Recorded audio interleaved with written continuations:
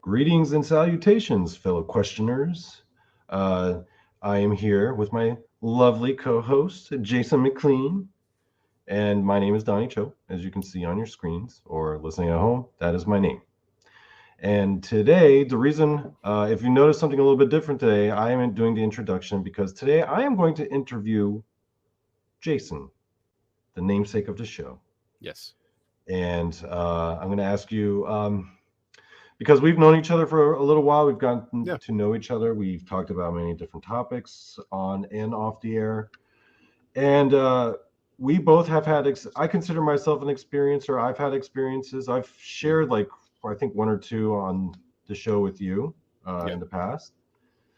And I know that you have had experiences as well. So, but we never really got into it as to like what our experiences actually were. Right. So today we're going to take this opportunity for I guess for you to tell me about your actual experience. Okay. So let's start with the easy question: when and where? So I was 12, or technically 11, because I turned 12. My birthday's in October. But it was 1992. Mm-hmm. And it was summer's June, and so didn't have school. And I was fishing in this creek that's not too far from my house. It's called the 10 Mile Creek. Texans are good at naming at a lot of things except naming things. The reason it's called the 10 Mile Creek is because it's a creek that runs for 10 miles. Okay. Yeah, starts basically in the Duncanville area, and it kind of snakes its way through all the way to the Trinity River. And so I spent a lot of time there. It's the creek it's runoff essentially from rain from the spring. But the thing is, it's like 15 feet into the earth. All of North Texas and Oklahoma sits on a big limestone slab. So a lot of our creeks, and rivers, the big ones, the deep ones, they cut into this limestone. And so what you have is essentially this sheer cliff on either side. You're like 15, 20 feet into, below ground level, more or less. But there's a few places where the wall will collapse, which allows, the water to get in and kind of creates this sort of shale beach. And so that's where we would be. And we'd fish from there.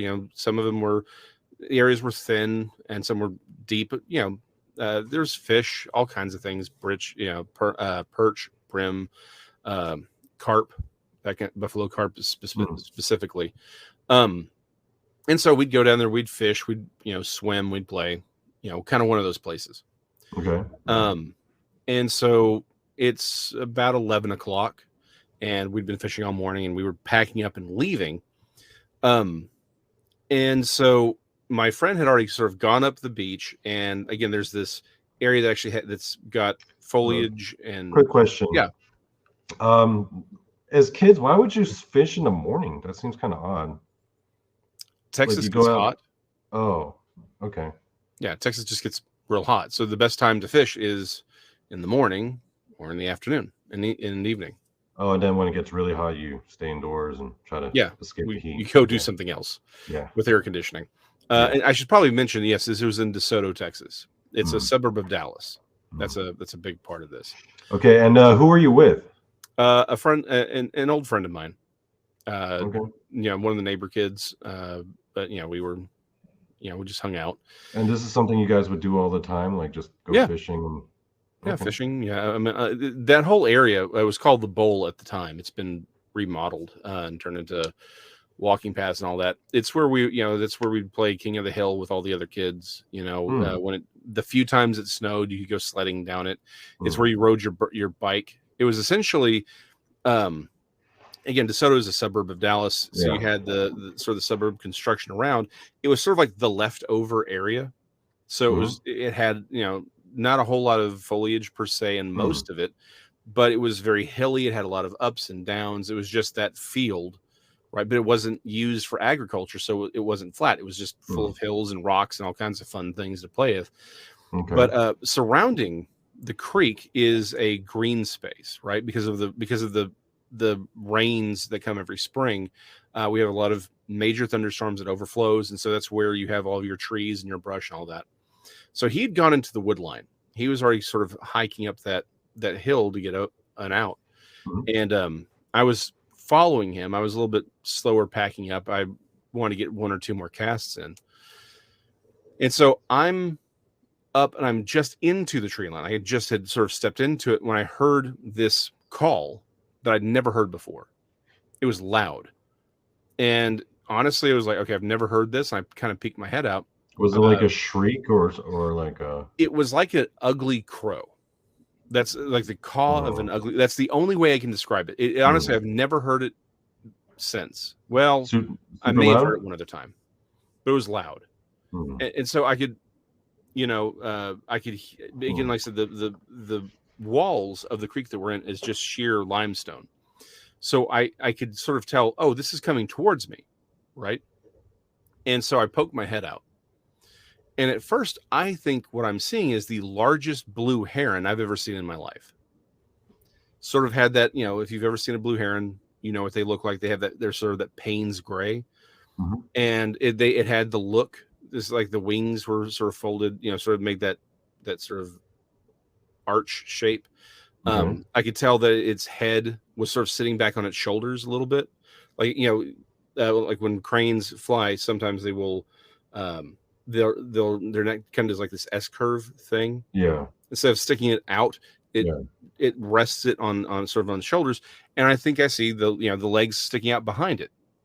Right. So but the thing is, the wall's like 15, 20 feet across, as far as from side to side. So I can tell this thing's like 8 to 10, the wingspan on this creature is 8 to 10 feet, which is much, much larger than your average blue heron. So I'm watching this thing. Now, again, I'm elevated at this point. I'm not out of the creek, but I'm elevated from saying being at water level. Right. So I'm just watching this thing.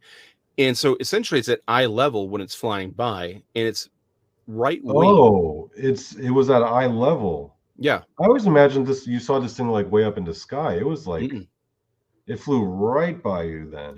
And its right wing was 5 feet from my face. Whoa. I didn't realize you got that close to it. Yep. Well, that's the only way I would have seen what I saw, because again, at this point, I just think it's the biggest blue heron I've ever seen in my life.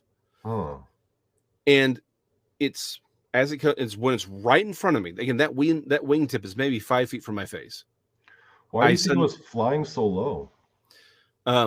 Well, we can talk a little bit about my thoughts on why it was doing that. Honestly, I think it's the creek. I think it's using the updraft because it never beat its wings. That I saw. It was literally gliding the entire time. I think the walls, right, kind of creates a pocket of air that it's just soaring on. It was just it was gliding the entire time. And so it's right in front of my face. That's why I realized I'm not looking at a blue heron because it doesn't have feathers.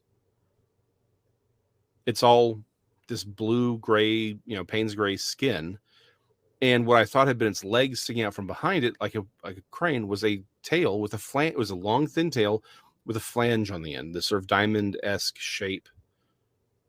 Damn. At the end of its tail. And once I realized that, I was watching it because I'm essentially where this was in the creek, because the creek kind of snakes its way through South Dallas, right?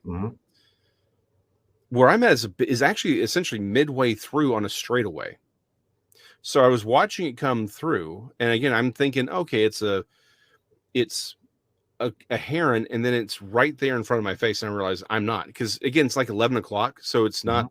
The sun's not directly into my eyes when it's coming towards me, because it was coming from the east and heading west.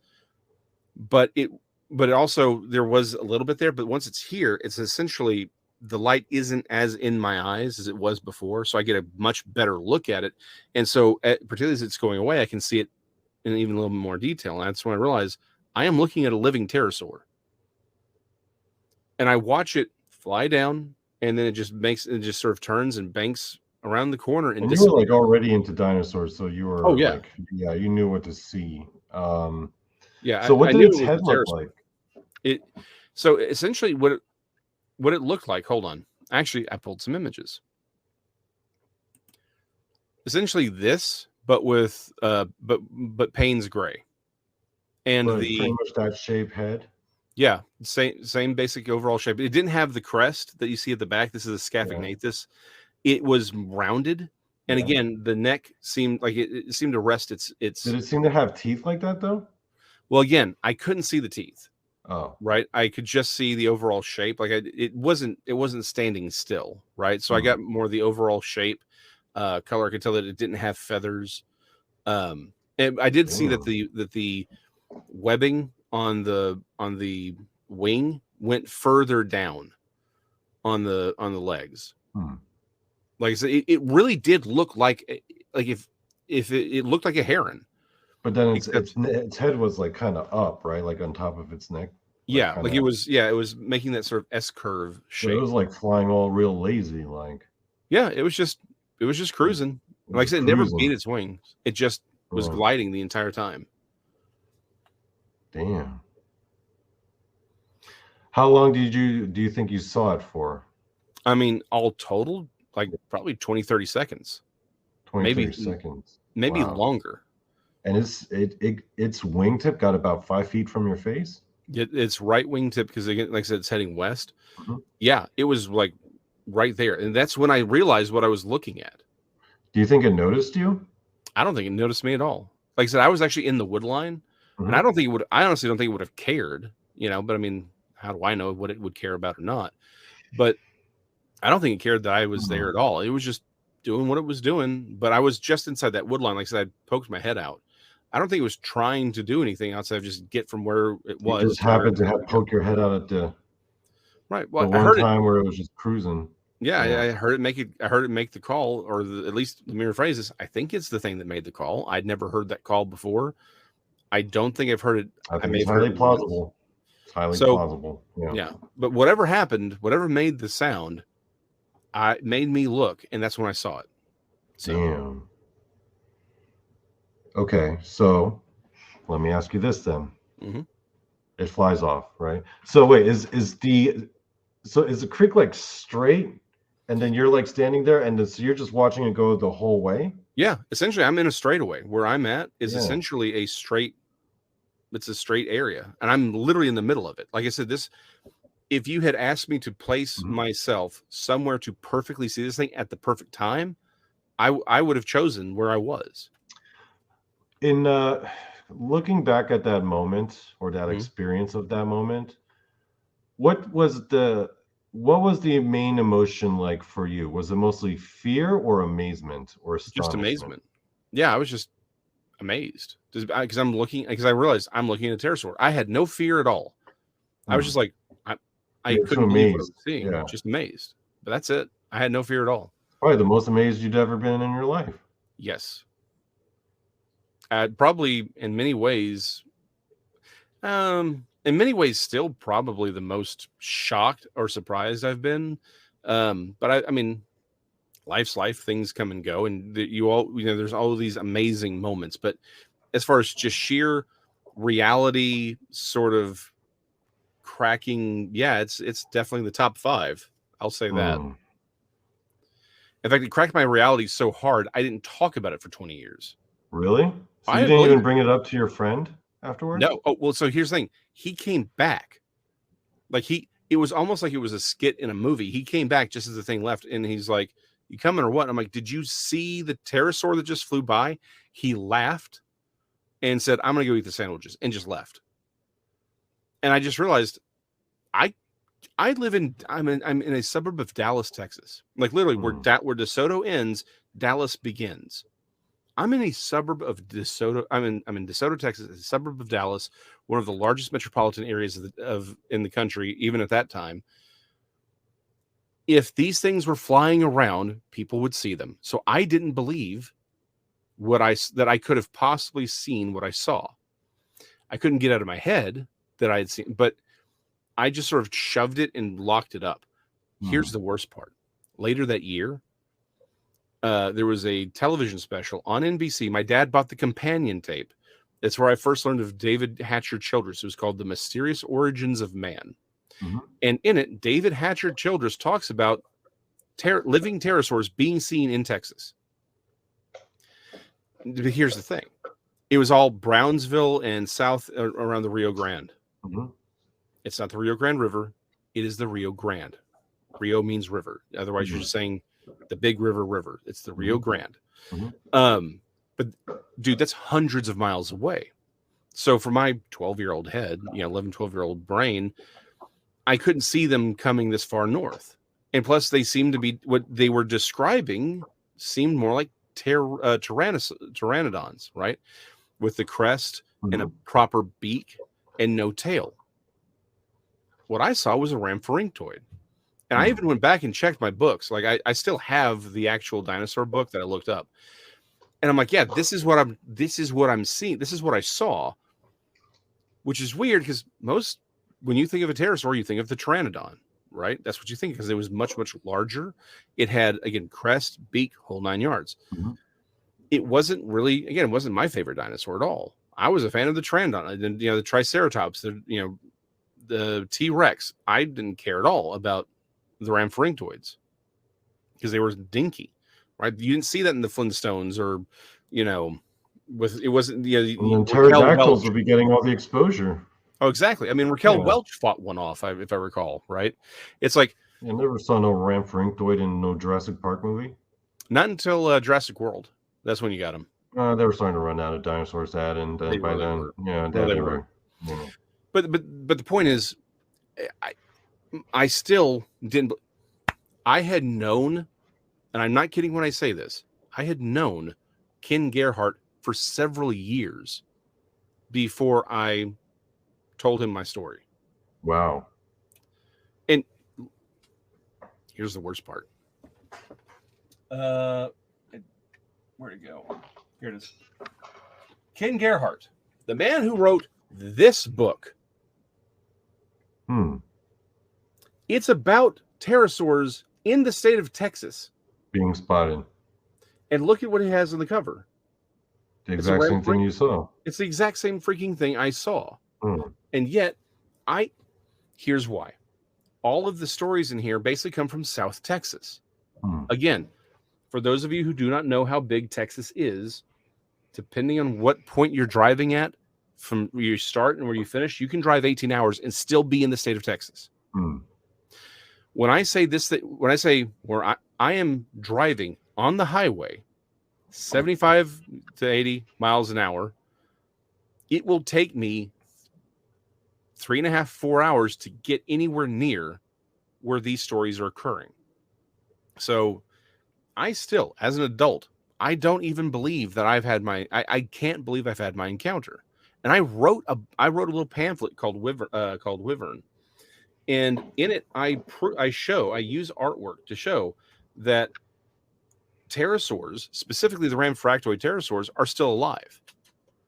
So I'm over here literally talking about it and explaining it, and I don't even believe my own account. Because in my head, these things live in Papua New Guinea, or they're in South Texas.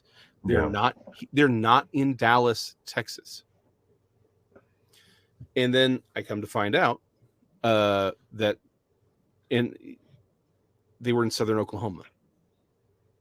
In fact, the first time I ever told my story was on a show that Ken Gerhart and Lyle Blackburn were pitching called Monsters in America.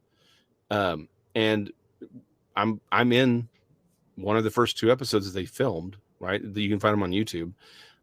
It was a pitch they were working on. That's the first time I ever tell my story, not just on camera. What was the name of the show again? Monsters in America. It's on YouTube. No, I'm sorry. No, American Monster Tour. I'm sorry. I'll put it in the link. I'll put a link to it. Yeah, please do. I'd like to check it out. Yeah, it's the American Monster Tour. I apologize, but yeah, I'll the link will. Were you like nervous in front of the camera telling it at the time? No, I've been in front of the camera before. So yeah, that wasn't it. It was just, honestly, the only emotion I had was sort of relief. Not just that not because I was telling it, but because they showed me film of one of the guys who shows up in the documentary, right? And he made a model of what he saw in southern Oklahoma. And it's exactly what I described. He didn't have the tail on it. but if you look at the wings, it looks like it's the wings of a heron. Mm-hmm. It does the S curve shape thing with the head on its shoulders.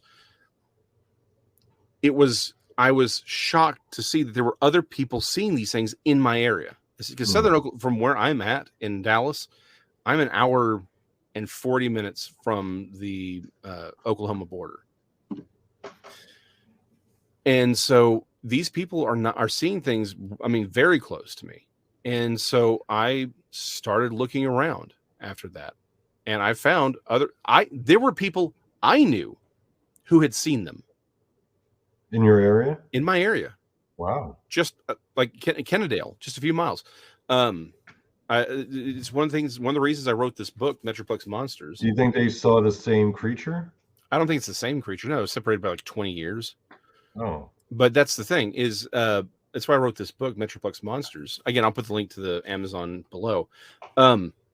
Was to show people that there's these, amongst other things, are seen here in Dallas, Texas. And there's a history of them. In fact, one of the people I have in the book, it's actually a really funny story. Someone's like, "Hey, Jason, did you hear there was a guy who saw the exact same, the same type of creature in Fort Worth?" And I map out where it is. It's only like 8 miles from where the other person who saw one in Kennedale was. Turns out, immediately after seeing this thing, he calls Joe Taylor of the Mount Blanco Fossil Museum, who tells him and Kent Hovind that there was a guy who had seen one in that area. He's talking about me. He does an interview with I think his name's Alan. He does an interview with Kent Hovind, and they mention that I'm the guy he's talking about.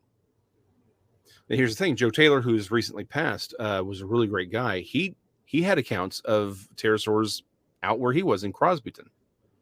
Several. I ran across just randomly asking a stranger.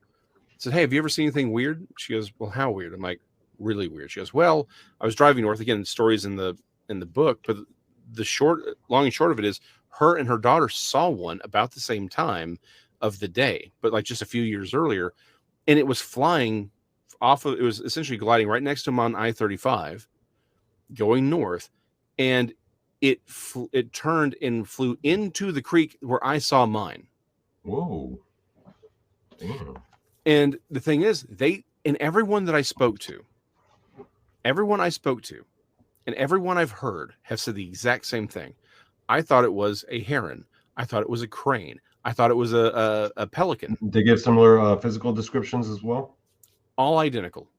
The only differences are several of them have talked about seeing the creature being a sort of a reddish brown, like a rust color. But the ones that are rusty tend to have crests on their head, like very short, small crests, like said Scaphognathus. And you said yours didn't have a crest; it was rounded. No, yeah, mine was rounded and it was gray. Well, here's the thing: I don't even think we need them to be able to be like chameleons or change their color or anything like that. I think we just need sexual dimorphism. Yeah, that's what I was about to say. Yeah, one's the male, one's the female. Yeah. And that's all it would require. There would have to be some kind of breeding population as well. Exactly. To be around for that long. Yep. And that's exactly what we're seeing. Yeah.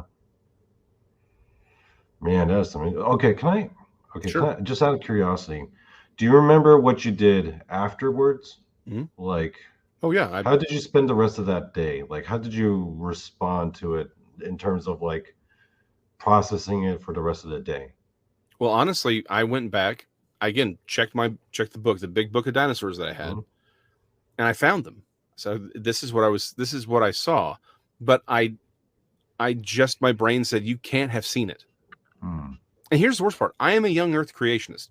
I thought dinosaurs were still alive. I literally I'd been to Dr. Baugh's Creation Evidence Museum in Glen Rose. It's like an hour. It was like an hour, a little over an hour from where I lived at the time.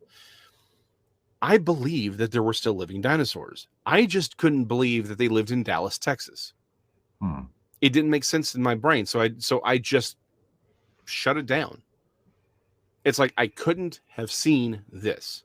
It's like, yes, this is what I saw, but I couldn't have seen it. My friend didn't see it. I can't have seen, like, living dinosaurs belong in the Congo with like Mokele and Bembe, or some exotic location like Loch Ness, not Dallas freaking Texas. So I just shut it off. I'm like, no, I couldn't have seen it, but it just stayed in the back of my head. And I think it's again, looking back on it. If you'd even asked me when I was writing Wyvern, I would not have told you that it's because that's what I saw. I just said, no, I can use my artistic ability, my artistic history, understanding to go and say, hey, look, here is the proof that people are encountering this creature. Again, looking back on it, I can say, no, subconsciously, my brain's like, you saw this stupid thing. That's why you believe it's real. That's why you believe it's still alive. It's also why I'm very willing to believe people's stories. Right. You give me something a little too incredible or something doesn't make sense, I'm out. But I am skeptical. But it's also why I don't immediately write off someone's account. Because I've seen the impossible.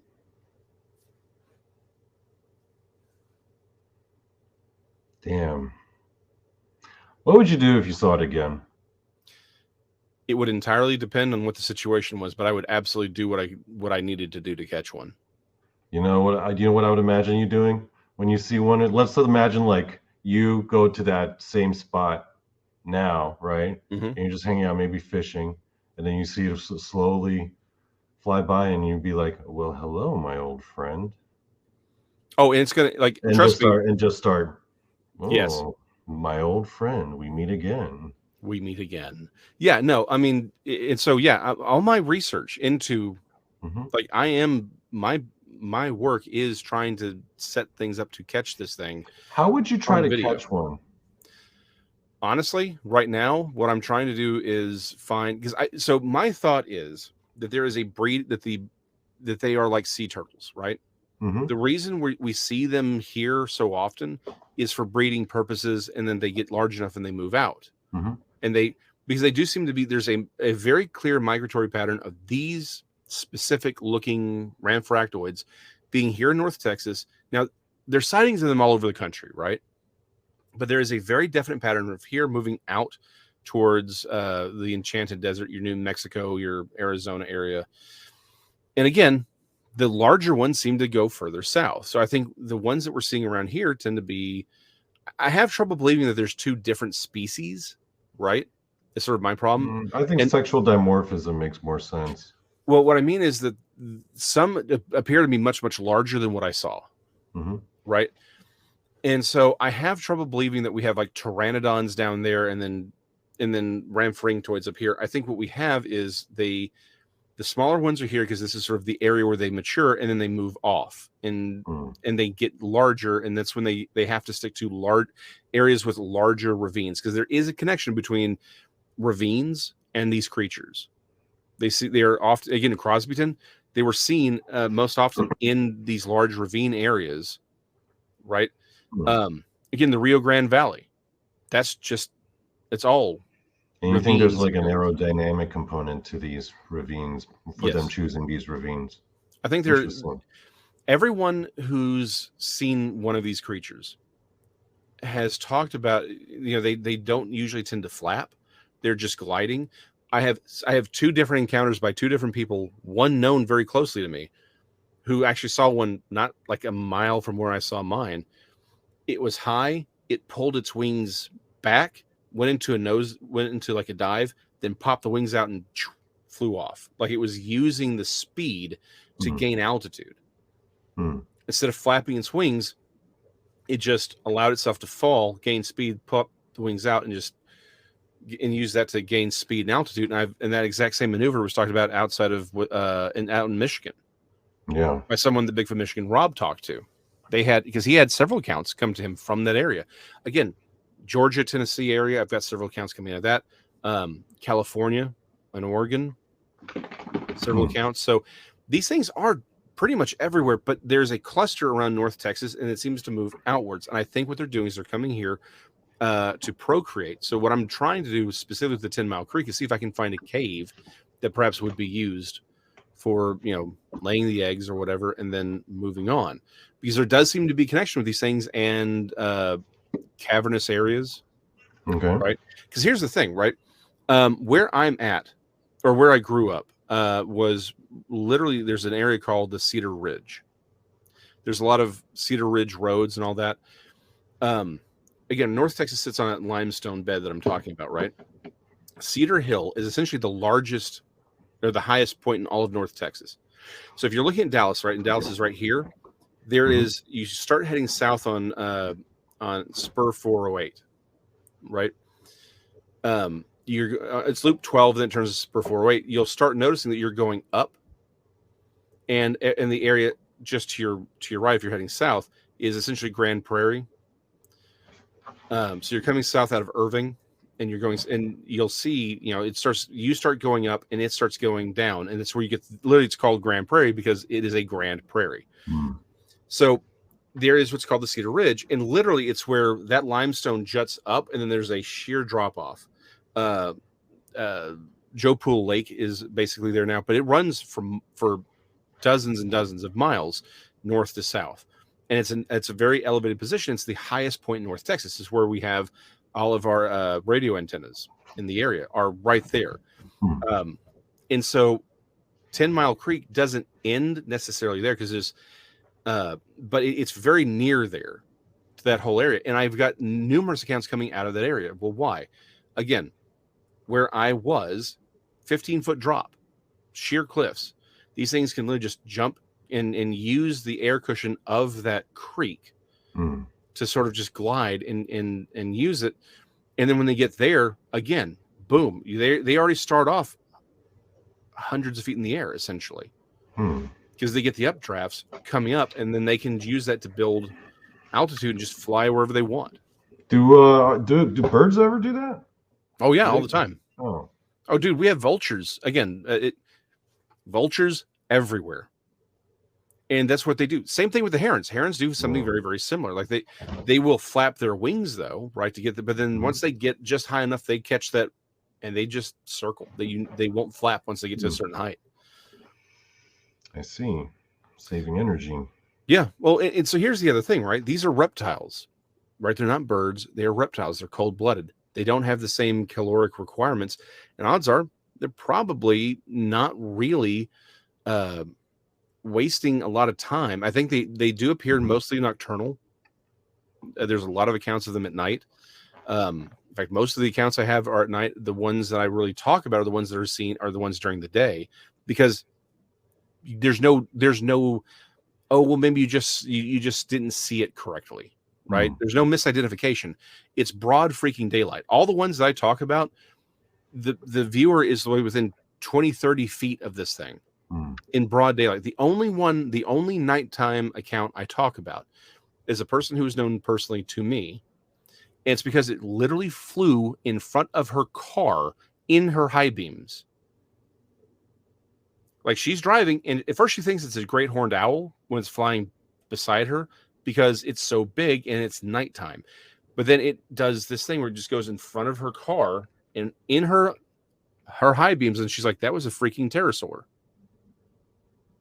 And she knew because she's got a bunch of brothers. They all had dinosaur toys. She's like, that wasn't a bird. It was a dinosaur. Wow.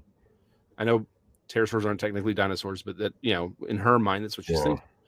That's gotta be so weird to see that just like just fly right by. That'd be like seeing a Bigfoot ride by on a bicycle. Yeah, and just be like, "What the hell did I just see?" Yeah, I mean, it's reality shaping. Yeah. Because like I said, I believe dinosaurs were still alive. I'm a young Earth creationist, and I didn't believe me. I had no problem believing it because, again, it's Dallas, Texas, and so that was the thing, is people have seen them, but you're not allowed to talk about this stuff.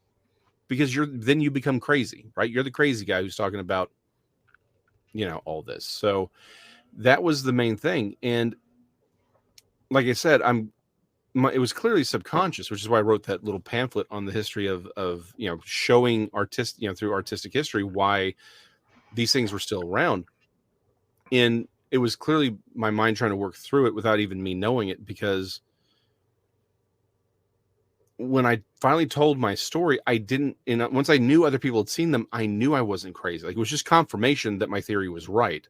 But my theory was clearly based on my encounter, even though I didn't necessarily I didn't consciously put that together. Because even when I was working on it, I didn't think, well, I saw this, so let me prove it. My thought was, can we use art history and essentially which are accounts of these creatures, can we use that to prove that they were still alive, and perhaps people are seeing them today? That's all I was trying to do. And essentially it ended up proving it to my own encounter to myself, even though that was not my goal. One of the things, one of my favorite points, and I wish I'd grabbed all of the images, but there was a dragon that was killed. It was killed in the late 14th century. It was just a small dragon, right?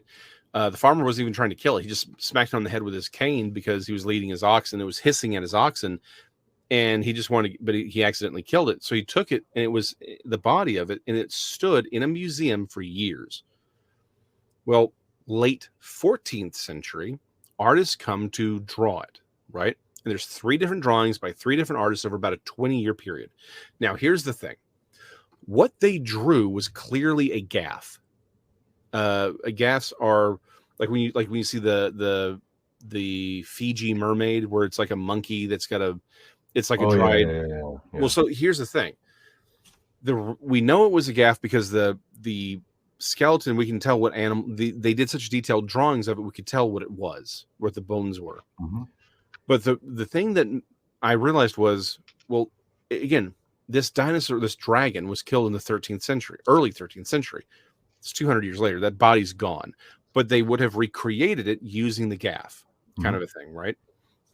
And so there were key details in this gaff that I found very interesting. One was it had a spike at the end of its nose, where its snout was. There was a sharp sort of tooth coming out.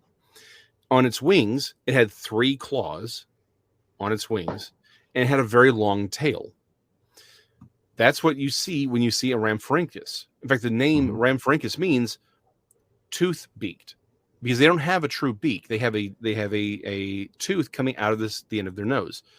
Again, these are pterosaurs. They have 3 fingers showing at the bend of their wings, and they have a long flange tail. Well, obviously, the drawings don't show the flange because it's just essentially the bones at this point.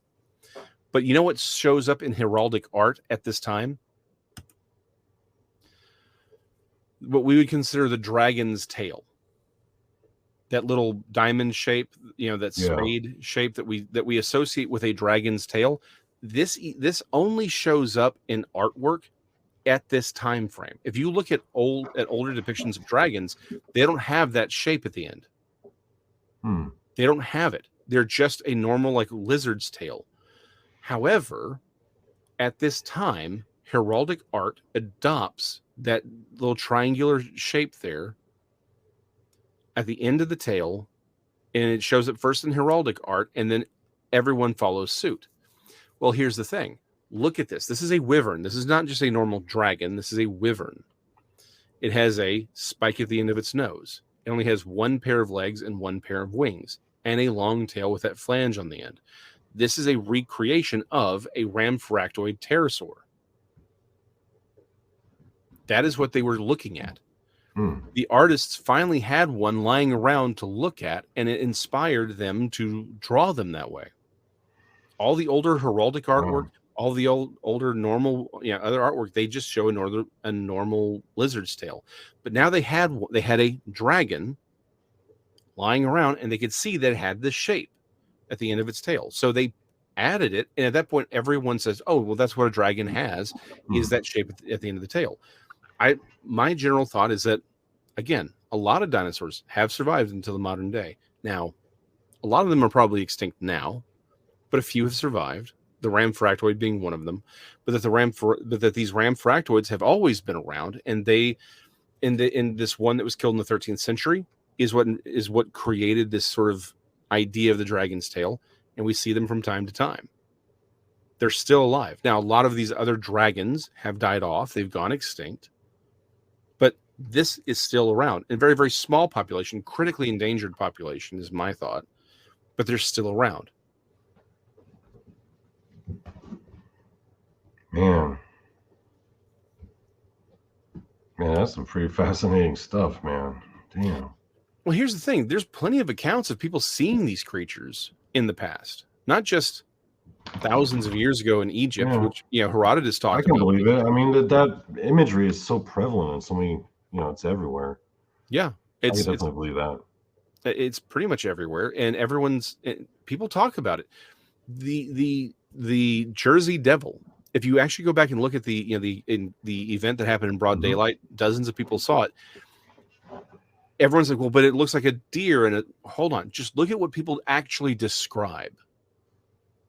Right, not the drawing made by the artist from Philadelphia. Look at what people describe. They are describing a ramfractoid pterosaur. It had bat-like wings. All they're saying is it had leathery wings. Yeah. It had dinosaurs were not really well known at this point. So, and they said it had a bifurcated tail. That is a devil's tail.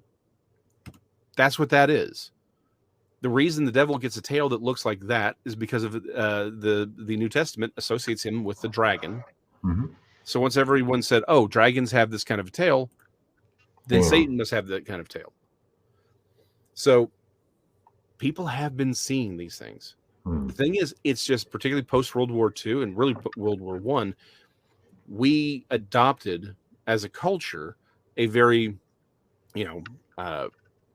Darwinian atheistic worldview. And so science tells us these things lived millions and millions of years ago. So they can't be around today. And so when people see them, like, well, I can't talk about this because they're not supposed to be alive. Even young Earth Christians don't really talk about this stuff because they don't want to look like the crazy person. Yeah. Right. And people might say, but Jason, they did die millions of years ago. Okay. Let me ask you this question then why do we have, and we'll do a whole episode on it. Why do we have soft tissue in fossilized dinosaur bones? We'll do a whole episode on it, but we all know there's no way that unfossilized material is surviving 65, 70, 120 million years. That's lots of millions of years. It is. It's far more likely that what we are seeing are remnants of something that died thousands of years ago. Mm-hmm. It was fossilized because it was killed in a cataclysmic event, but it's only thousands of years old. That's what we're seeing. That's why we still have soft tissue. That's why we can check their hemoglobin and know that Tyrannosaurus Rex was related to a chicken. Yeah. That's why we know. It's not even a theory. We know that they are because of the hemoglobin that is still active. So, yeah, that's my story. It's a pretty epic one, man. Thanks for sharing. Yeah, that was pretty surprising. It was just that I was expecting a different kind of story, honestly. I was expecting like you having seen one in the distance, Yep. But the fact that this thing just flew right in front of your face, all slow like that. Yeah. Man. Like I said, it was moving, so it wasn't like I could get a good look at all the details. Mm-hmm. But I could tell it didn't have feathers. I could see where its feet were. Again, that's the membrane connected more at like the ankle. Mm-hmm. And I could see that it was a tail, right? I could see the shape of its head and the shape of its neck. And then I was just watching it fly off. So no fine detail, but the overall, yeah, absolutely. Since that incident, have you gone back to that spot very much? Oh yeah. Oh, I lived in that creek for like another 4 years until I got a car. Then I was driving, but I had a lot of work. I was working. I worked all throughout high school. So you're okay. So that was like your almost daily spot then, huh? Yeah. Oh yeah. And I was homeschooled for most of my childhood, so I had plenty of opportunities to get out there and do. Like I said, I never saw it again. I will say this. There was two things where I saw them much later on. Honestly, closer to now than then. Wait, you saw it again? I won't say I saw it again. Oh, because I can't confirm it. But I was driving both times, and they were both near that area, but just on like a mile or two this way, like a mile this way. And one, it was again 35, essentially where mm-hmm. where the woman and her daughter saw that. Mm-hmm. Essentially, I'm heading south, she was heading north. I was just on this side. I saw it looked like it was flapping its wings, but I didn't get a good enough look at it. It could have just been a really big vulture, but it was broad mm-hmm. daylight, and I saw it, and the way the wings were moving, I was thinking, that's that doesn't look like a vulture. Like the way its wings were moving, like it was lifting up off the grass. Would you have pulled over and taken a look? If I could have, yeah. But I was heading south on 35, 75 miles an hour. I'm in the left-hand lane. Like I couldn't have stopped if I wanted, and I did. Another time, the thing flew just over the car. Like again, I'm going this way. It's going this way. So I was like, well, maybe it was I thought, well, maybe it was a crane, right? But I did turn around and I just couldn't find it again. It was just odd enough. The color was just off enough. The shape was a little different. But like the other one was actually the one reason I think the other one has a really good chance of being that creature or one of those creatures was it was much larger than a normal vulture. I could see it, but I just couldn't get enough of a good look at it to say that's what I saw. It was a weird flying creature that was flapping and getting up off the ground. But I can't say I can't ever say that I've seen it again. I can't say I've ever heard it again, but there was one time, again, a couple years ago, actually probably 9 years ago now. It was at night and I heard something at least similar. And again, it's not a call that I've ever heard before necessarily. Like I didn't recognize the call. Right. North Texas is not known for its wild biodiversity per se. I mean, we are a very biodiverse place, but I know what vultures sound like. I know what cranes sound like. I know what the heron, I know what these things sound like. So screech owls, all of it. So but I can't say that it was the same sound.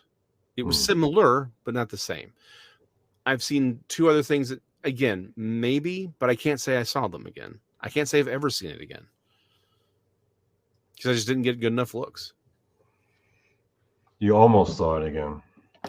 Well, and here's the thing: yeah. I may have driven by one of these things because honestly, the thing that really strikes me is that they look so much like herons and cranes because everyone says the same thing. I thought it was this until I got a better look. I think these things are seen all the time. They just aren't recognized for what they are because we're busy driving or we're talking on, I like visual aids.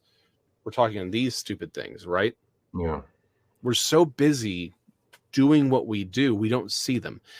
And the thing about again, I talked about it in Metroplex Monsters, Dallas Demons, and Fort Worth Goatman and Other Terrors of the Trinity River. Available wherever fine books and trashy rags are sold. The thing is, I call it the green wall.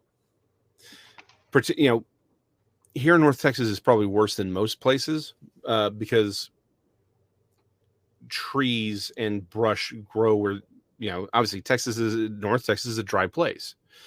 So the creeks and the rivers, because of the flooding, that's where they grow. But we also shape our roads to run the water off. And then we mow and we make sure we don't have trees right up against the roads. And so what we've done is we've essentially artificially created this wall, this green wall where you have the trees. And then just in that tree line, you have all the tall brush will grow up because we mow all the way up to it. You can't see into that greenway. The 10 Mile Creek, unless you're on a bridge crossing over it or you're inside it, you don't even know it's there because it's surrounded by trees. Wherever you see a lot of dense trees, there's a creek there. That's where the tall trees are. That's so from the outside, it's like practically, it's pretty much invisible then. You could march an army through 10 Mile Creek. No one would be the wiser unless they stopped to look in the creek. You could move an entire army through there and no one would see it. And it's like this it's not just there, it's all over North Texas. The greenways are essentially wild areas because we have, Irving, Texas, right? I mentioned that earlier. It's nothing more than an expansion of the concrete sprawl that is downtown Dallas. Okay. Because the Trinity River runs through that. And of course they have other creeks and other areas like that too. They have over 1,000, some say estimate as high as 3,000 feral hogs in Irving alone. No one ever sees them. Damn. I could believe it. It's, Yeah, That'd be a great hiding spot for hogs. Our green spaces we leave them alone because we have to. It floods every year.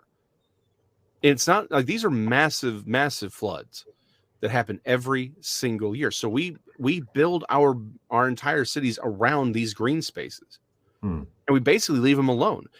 And again, we mow right up to it. So we have created an entire habitat for all of these weird creatures, like the Bigfoot that people see in the area. Again, it allows these creatures to move through completely undetected. They just have to stay to the creeks and the rivers, and they're gone. So I think we encounter these things a lot more often. They're mostly nocturnal, but when they are seen during the day, we're not paying attention. We're not stopping to take that second look. And the rest of the time, they're in areas where we're just not bothering to look or go, because why would I look in the middle of a creek when I'm busy trying to get to work? Jason, if I ever visit you in Texas, I think we should go. Oh, I can take you right to the spot. Yeah. I'll bring a big net. Do that. Yeah. We'll get this thing. Big net. A big net. Hell yeah. Love it. Well, on that note. Yes. Real quick though. Yeah, it's just so because this place was a place where you were there every day, right? Do you still go like fishing there? Do you still spend time there? Do you still sometimes, when you're driving by, you're just like, I got a little time. I'm just going to take a walk through there, go back to my old stomping grounds. Not really. I do. I don't live there anymore. But again, I've spent a lot of time there, and even as an adult, when I was, when I lived in the area, I would drive through. I've been in there several times. Even you still go fishing there sometimes? Not really. I've got better places to fish. Okay. But it was a great place to grow up. It's not necessarily the place you want to visit if you want to go fishing necessarily. It was just a place to grow up. But I'm going to spend a lot more time there. So here on this channel, I will post a little bit more about my research into this and my little escapades in the area. I'm trying to find a couple good places to set up cameras because, again, long term, I think over 2 or 3 year period, I may be able to get a glimpse of one. I don't think they're there all the time. I think they migrate in and out. I mean, I don't think my net idea is so bad. I mean, how else? How else would you expect to catch one? Well, I'm trying to catch one on video or film. Oh, I thought you were trying to catch one. Well, I would love to catch one. I just don't think I'm going to be that lucky. I think a camera trap is probably more likely to catch these things. But don't get me wrong. If I'm in the right, I will have a nice walking stick with me every time I'm exploring. So you know how you got to actually catch them? Lassos. I suck at lassoing. You're a Texan. That's like your thing. It's hard. I'm not saying I've never lassoed anything. I'm just saying it's hard. What? You're a Texan who doesn't know how to lasso? That's weird. Don't get all stereotypical. That's like a Korean person who doesn't eat rice. You do know it's not just horses here, right? Yeah, and cows, right? Lots of cows. Oh, yeah. Oh, yeah. I mean, we have a lot of cattle, but you do realize that we won World War II largely because of North Texas, right? Oh. Because they shipped in so much like cows, like spam? No. Production. Dude, the F-22 is made like 30 miles from my house. Oh, really? Yeah, the F-35, Fort Worth, Lockheed Martin. I was just wondering what it was. Everything's here. Factory would look like. That must be an amazing place. So in my day job, I do title work, dude. In Arlington, to this day, people still pull up the old training bombs that bombers were used to train on during World War II. Wow, dude. Yeah, we'll do an episode on all the weird stuff here around Dallas and the history of Dallas. But if you want to learn more, Metroplex Monsters, Dallas Demons, Fort Worth Goatmen, and other terrors of the Trinity River. But yeah, I talk about all that in here. Now, dude, Texas Instruments, submarine equipment, all of it's here. It's all here for a reason. Dallas, North Texas, particularly Fort Worth and Dallas, were integral to a lot of the development of technology around sonar. It's a different kind of tech hub, I guess. Yeah. Oh no, Yeah. it is a tech hub. And again, Hmm. don't get me wrong, cotton, food, these were all big things that we brought to the war effort, but also technology. One other last quick question, Jason. Yeah, That Greenway area, yeah, are there also like sightings of like other cryptids, like Bigfoot, yeah. Dogman? Bigfoot, yeah, yeah. Oh, dude, one of the biggest, and we'll do an episode on it as well. But one of the biggest Bigfoot encounters in history was the Lake Worth monster. That's That was in around Fort there? Worth. Yeah, it's from Fort Worth. Oh. And the thing is, so all of North Texas survives off of the Trinity River essentially and its tributaries. Hmm. Lake Worth is one of the main tributaries that makes up the Trinity River. Hmm. I have several sightings. Again, I have accounts of this creature in and around the 10 Mile Creek, because what you have to understand is the Trinity River, again, it has four main forks and they come together mostly just south of Dallas. They go down and it comes all the way and it goes all the way out to the Galveston Bay. Hmm. There are a number of very large rivers and creeks that connect to it. That's where these things are seen. That's where they're all seen, because again, that's how they move. It wasn't like they say that they follow the creeks in the Legend of Boggy Creek. Like, that's the opening line: the creature follows the creeks. It's because they do, and they do here. And I've got tons of sightings of these things in and around that area. Hmm. And again, moving here and then moving outwards towards East Texas. Damn. Yeah, we'll do an entire episode on the Lake Worth monster. Yeah, because I don't know about that story. So yeah. Oh, again. I won't do the spiel again, but I talk about it, but also the impact that it had on the lore. I find that almost more fascinating with the Goatman lore. But that's a conversation for another time. On that note, thank you, Donnie. I know this was a little bit of a switch up. I think we can switch it up a little more often like this. I like a little variety is good, Yep, a little variety. Well, for you watching, again, like, follow, subscribe, share us out, and we'll catch y'all next time.